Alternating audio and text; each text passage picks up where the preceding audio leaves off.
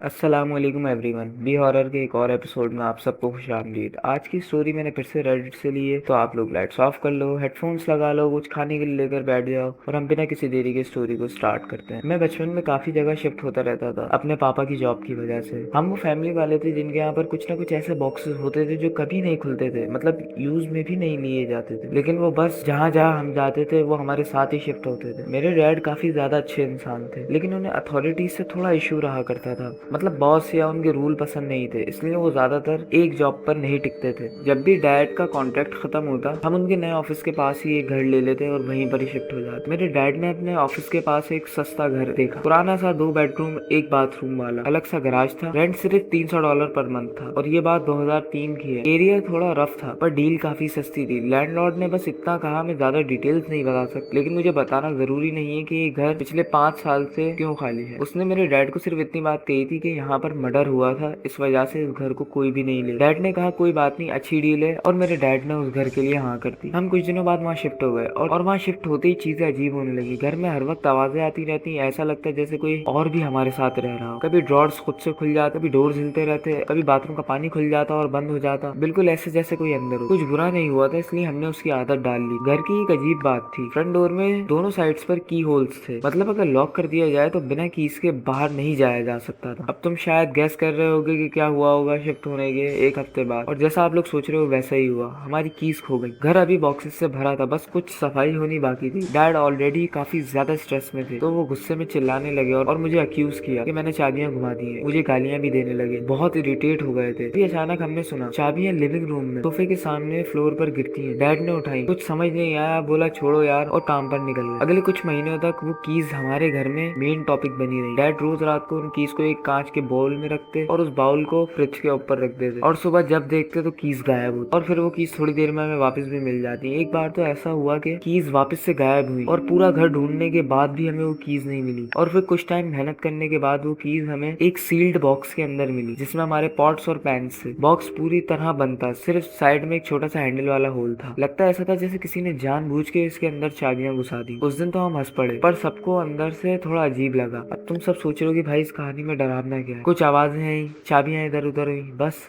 तो अब सुनो, सबसे खतरनाक चीज जो लगातार होती रहती, स्टॉम्पिंग, यानी पानी के जोर जोर से टपकने की आवाज, हर रात को 2 से 3 बजे हॉल के अंदर, और कभी कभार तो आगे पीछे चलते रहने की आवाज, जो कि पूरी रात आया करती थी। जब मैं इन चीजों से काफी ज्यादा परेशान हो गया तो मैंने अपने डैड से पूछा, तो उन्होंने कहा कि हाँ, उन्हें भी ये आवाजें सुनाई देती हैं और सच में ये काफी ज्यादा अजीब लगता है, इसलिए उन्होंने कहा कि इन चीजों पर ज्यादा ध्यान न दो। उस टाइम हम वहाँ तकरीबन 8 महीने से रह रहे थे, मैं, मेरे डैड और उनकी गर्ल, और मेरी उम्र उस टाइम पर तकरीबन 8 साल थी। एक रात मुझे वही स्टॉम्पिंग सुनाई दी और मैं बर्दाश्त नहीं कर पाया, मैं जोर से चिल्लाया, बंद करो, मुझे सोना है। लगभग 15 सेकंड तक साइलेंस रही, फिर अचानक से एक आवाज आई, जैसे कोई जानवर मेरे कमरे की तरफ फुल स्पीड में भागता हुआ आ रहा। अगले ही सेकंड मेरे बेडरूम के डोर पर 3 जबरदस्त एग्रेसिव नॉक हुए, एक के बाद एक। आवाज इतनी जोर की थी कि मेरे डैड की आंख खुल गई और वो फौरन देखने आए। मुझे अंदर से अजीब लग रहा था, सर घूम रहा था, और डैड मेरे रूम में आए। डैड मेरे पास आए, मेरे रूम में आके बैठे, उन्होंने सारी बात सुनी, मुझे समझाकर वापस से लिटाकर चले गए। लेकिन थोड़ी देर के बाद मेरे पेट में दर्द होने लगा और मुझे ऐसा लगने लगा कि मुझे वहाँ बाकी वॉशरूम जाने की जरूरत है। तभी थोड़ी देर बाद मेरे डैड की अपने रूम से आवाज आई, तुम ठीक हो? मैंने उनको जवाब दिया, हाँ मैं ठीक हूँ। मैं हिम्मत करके उठा, पर मैं पूरा कांप रहा था। जब हॉल से गुजरा तो लगा जैसे मेरी बॉडी कंट्रोल में नहीं है। मैं भागकर बाथरूम गया, लेकिन तब तक देर हो चुकी थी। आधे रास्ते तक मेरा ट्रायल चल चुका था। मेरे डैड बेचारे परेशान मेरे पीछे बाथरूम तक आए। उन्होंने देखा कि क्या हुआ, मैंने रोना शुरू कर दिया। बाथरूम में बैठा था, घर और खुद को गंदा कर दिया था। मुझे शर्म भी आ रही थी। डैड ने मुझे संभाला और बोला, बेटा अगर कभी तुम्हें अनकंफर्टेबल फील हो तो तुम मेरे रूम में आ जाना, कोई भी तुम्हें तंग नहीं करेगा। लेकिन 1 हफ्ते के बाद फाइनल स्ट्रॉ आया। डैड की वही गर्लफ्रेंड जिसे डैड डेट कर रहे थे, वो अक्सर हमारे घर अब रुकने आया कर। एक रात उसका छोटा सा झगड़ा हुआ, शायद सफाई या केओस को लेकर। दोनों थोड़ा गुस्सा हो गए, पर वही रात